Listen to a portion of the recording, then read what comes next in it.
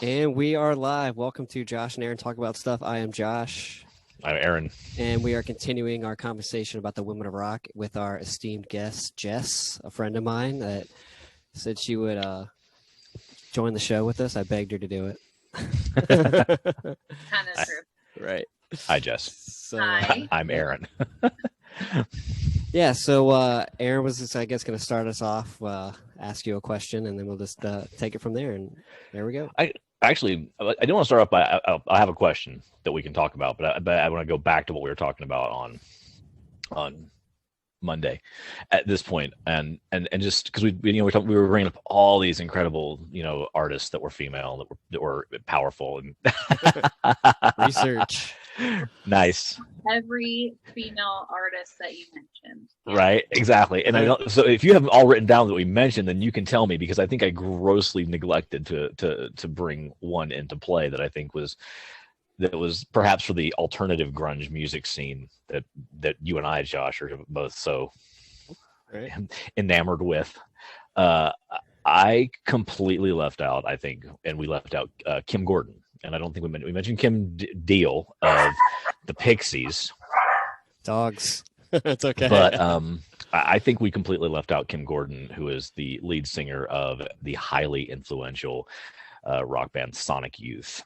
And I don't know if there's any band out of the 1980s and 90s that had more influence on the rock alt scene in general than Sonic Youth. And they only recently stopped playing, and it was essentially the same core lineup with her at the front for their entirety. And so, there are women out there that well, I mean, really... we apologized in the beginning that we didn't know all of them, of course. No, absolutely. And that was just one that I purposefully meant to talk about, because I like Sonic Youth. They're a cool alternative rock band out of, and they did have such an impact on, like, if you ask alternative musicians, like who are some of the big influences, Sonic Youth inevitably comes up because they had so much influence. So, but that actually leads me to the big question that I wanted to ask. Well, hold on. Don't ask that question yet. Don't ask that question.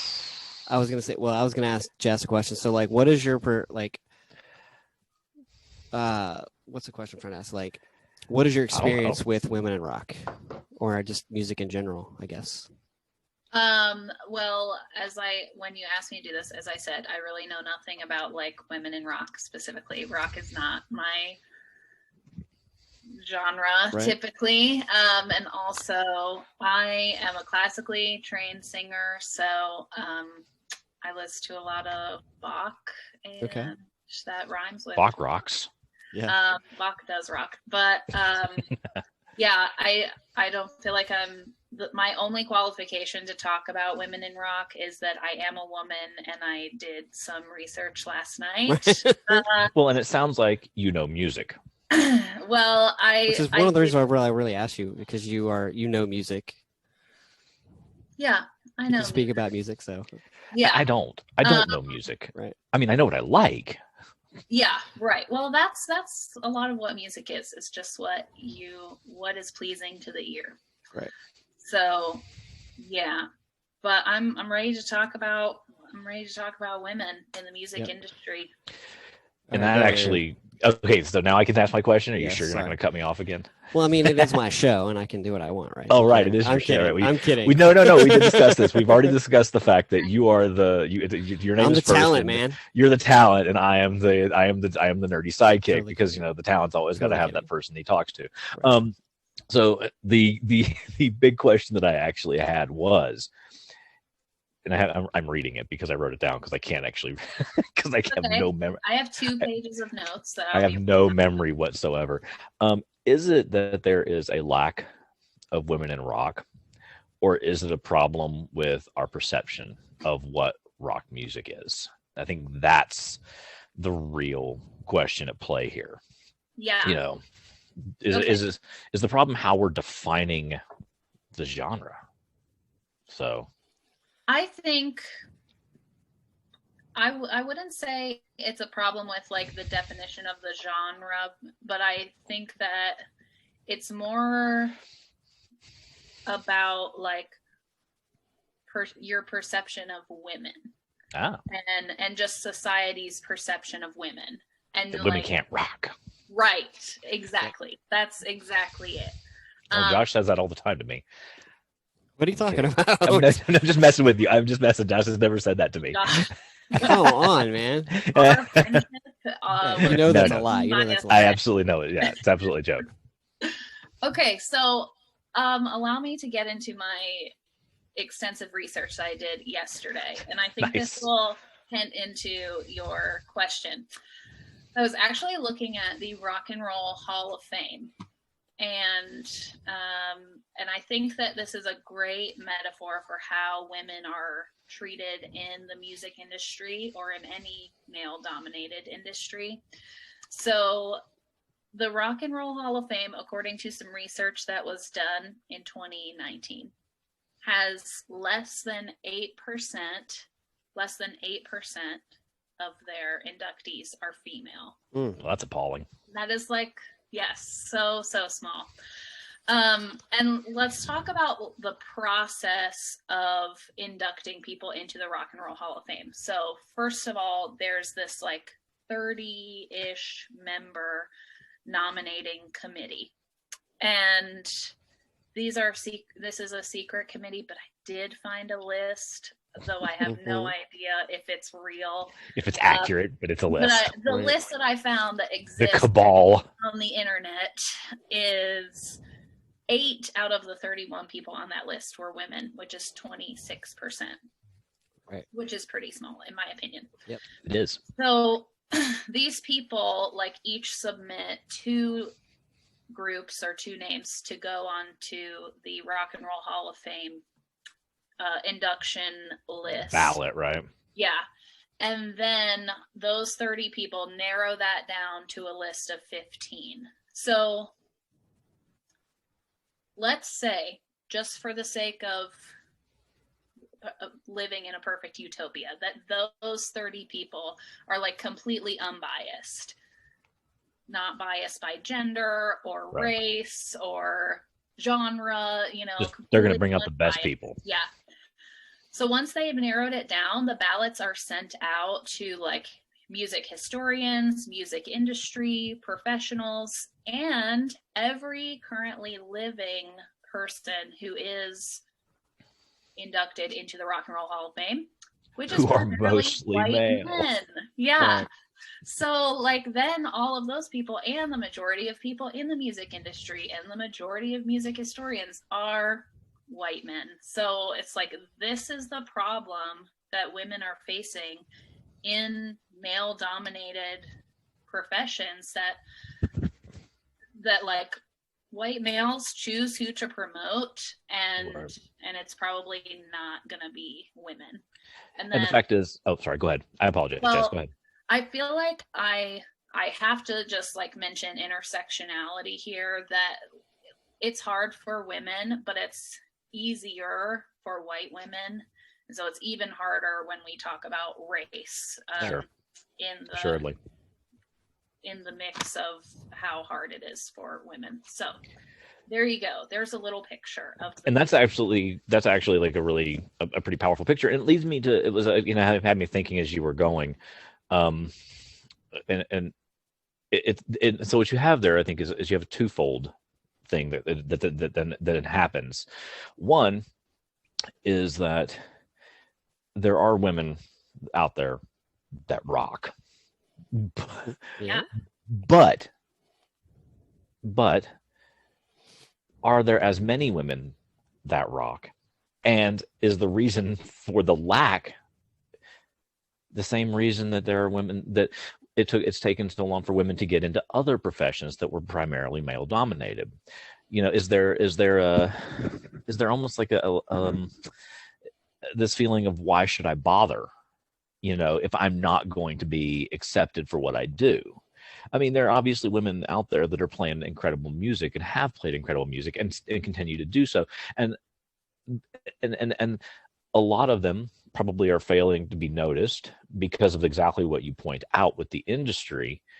But then there's also this aspect of it where there are probably young women out there who would love to do it, but are afraid of just being pushed aside. Yeah. Right. And I think that ties into my second point was just that there's like this societal issue when we talk about music and what is acceptable for women to I was thinking about that. think about or to play. And Right. I found Like, you want to play the electric guitar, sweetie? No, you Right, don't. You don't want to exactly. play or you want to play the drums? No, you don't want to play the drums. You Like- want to play the violin. or the You want to piano, play the flute, like or you want to yeah. play piano. And I'll go ahead. I gotta not forget what I was going to say. Go ahead. Well,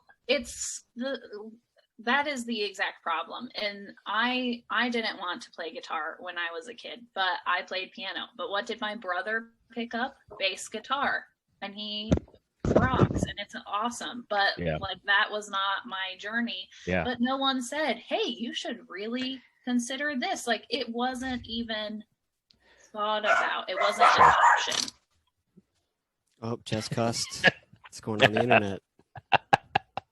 Oh no! Well, why it's she's all getting good. the dogs calm down. Hey, we forgot about Tina Turner. Did we forget about Tina Turner? She rocks. We didn't mention her. I'm appalled at us. She How could we rock- forget Tina Turner? Majorly rocks. I am truly appalled at us. We missed out a lot, man. We were. You know what? We are part of the problem. That I Part of make the light, problem. and I apologize, but we try not to be. I will say the only reason I wrote down all the names is because I wanted to count them. And Hmm.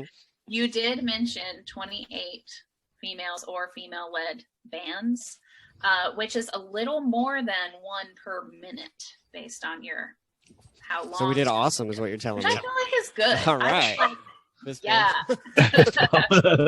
It's a virtual fist bump. Right. Yes. All right. Cool. We tried. I'm not gonna lie. I was like, I'm gonna catch them and Yeah.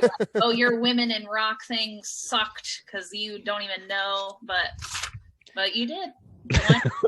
It's We like try. 8 per minute. We So try. You know. Awesome. Yeah. But I left Because out it's- Sonic Youth, so I'm that in that I am appalled at Pearl myself. Jam's baby brother. Right. Because anyway, so like, Oh, but no, so what I was Go actually, though, and I think and this is why I think it's super cool that, okay, so it's my it's always like a Pearl Jam or a Foo Fighters mention. It's like a requirement It's for every episode. with our sponsors, if only. right? But that's why it's like it was cool that Uncle Dave over the pandemic was doing his drum off with the young lady, was it Nandy Bushell, where he was playing drums with her, and she would send him something, and it was this young African American lady in Britain, and she was a young woman of color in Britain. And she would drum and send it to Dave, and Dave would respond and play the drums, and they would go back and forth. And it was cool. He was encouraging this young woman to tear it up, and encouraging that next generation to embrace this music. No, we're not going to turn you away from this. We want you to play this with us. So Well, that kind of goes into what I want to ask Jess. So, like, there's a lot of societal pressures that are put on men and women, boys and girls. So, like, as you're like growing up, did you feel like you were forced into accepting or listening to certain types of music, or like accepting it because, like, you know what I'm saying? yeah, I think the answer is yes. Yeah. But also, I grew up in a really religious household, so that had its own. that can have a huge impact on what you Yep. listen Yeah. to. It did for me. But I was the same way, and it did for me too. Right. So that had its own kind of roadblocks for Right. opening Yeah. things up to music. But The dogs. sorry. It's totally cool. It's actually fine. But I'm just going to say, I'm going to branch off what you said. I also grew up in an extremely religious household, and it did impact what I listened to. And I mean, what it meant was that we listened to a lot of, like, classic oldies rock. So I grew up with like the Beatles and the Beach Boys and stuff like that. But in terms of really discovering my own flair for the rather more loud and aggressive end of things that I personally prefer, wasn't until I got a little bit older that I was able to just kind of embrace those things, even though I kind of liked them down at my heart. growing up, because it does impact what you listen to. And it's Well, and I think, I wonder about, and it would, and you add in the pressures of gender and whatnot, and does that just make it, does that double it up? This is what girls should like, what girls should listen to. It's a big part of what we have in our society.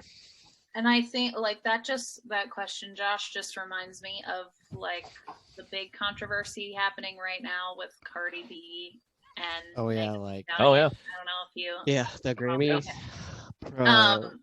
performance she did.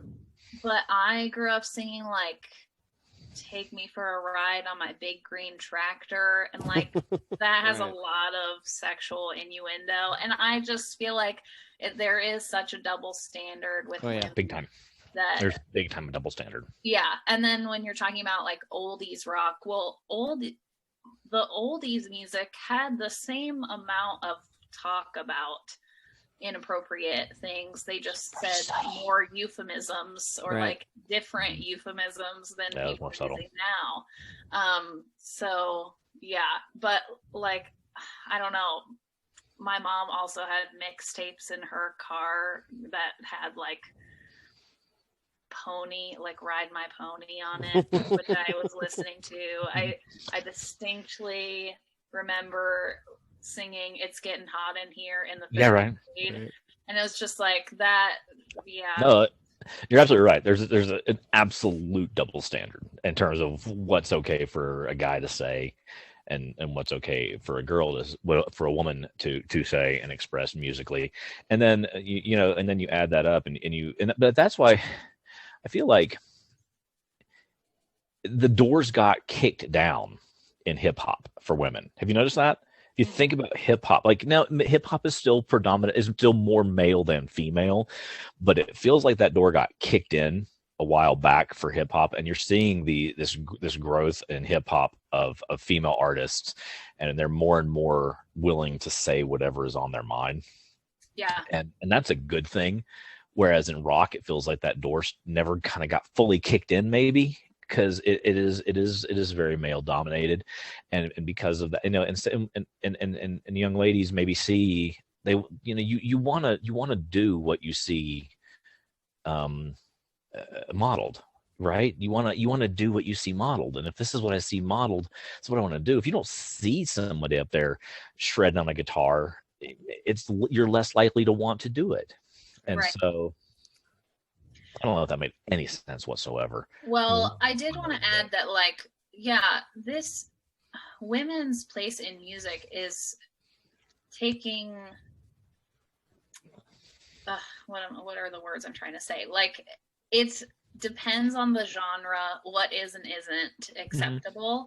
And I see this, I don't know if Josh told you, but I am a high school choir director.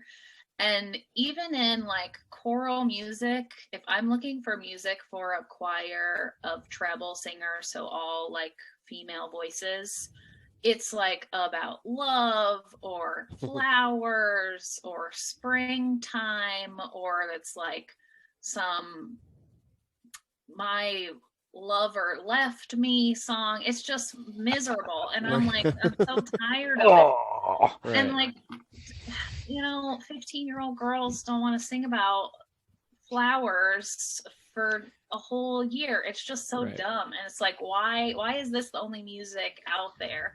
Right. Because some dude and a panel of dudes said this is what women should be singing. Yes. And wrote that song too. Right. Oh yeah. Which is why written by men. Yeah, right. Which is why, I'm not the biggest fan, but I'm grateful for performers out there like Billie Eilish who are starting to sing about things that are more relevant and more relatable for young women. Yeah. Maybe she's the one who's kicking in the door, and I guess we're going to talk about that in a couple of weweeks. And you know what? We can have you back when we talk about the Rock and Roll Hall of Fame later in the season, because we're going to bash it. I have lots of problems with it. Josh has issues with it. I spent hours on their website last night. So, yeah. They're probably going to send a stop and desist. Like somebody's going to be like, "Hey, you should check this out." They're going to be like, "Nope." Right. I did want to say, I know that you mentioned Billie Eilish, but Miley Cyrus did a whole rock album. That's true. And honestly, some of her covers I heard were really, really legitimately good. I was impressed. Cool. She has a cool vibe, you know. She has a good style, and her covers were legitimately solid. I was impressed. Well, I would, you know, full disclosure, I'm not really a fan of hers, but obviously I respect the talent. But she started out in like the poppy princess, this is what you're going to sing, and then through her credibility and sustainability, she's actually kind of like branched out. Yeah, to actually be who she wants to be, you know. Yeah. This is another thing that this is from the Taylor Swift documentary. If you haven't seen that, it's great. It's great. You should watch it. But like she talked about in that, how women in the music industry are constantly forced to reinvent themselves. Right. And we see this in like Miley Cyrus, Taylor Swift has done it, like Madonna. That it's like, okay, I'm gonna be pop, I'm gonna be country, I'm gonna be this and this and this. It's like constantly changing, like Beyonce. So why is that expected of women, but men can be like in the band Queen till they die of old age and like still be doing the same freaking songs? Still cooking out the same songs. Yeah. Forever. Yeah. So, with a struggle. Yeah. Okay, well, that's about all the time we have. I appreciate your perspective and coming on the show. Yeah, of course. And the doggies. Yeah, sorry. No, it's not a problem. Mine do it too. I yelled at them. Mine are running around the house right now. It's all good. Yeah, they're getting hungry and messing with me. But yeah, all right. Thanks again for coming on, and everyone else, subscribe, leave a comment, all that stuff, and we'll see you next time.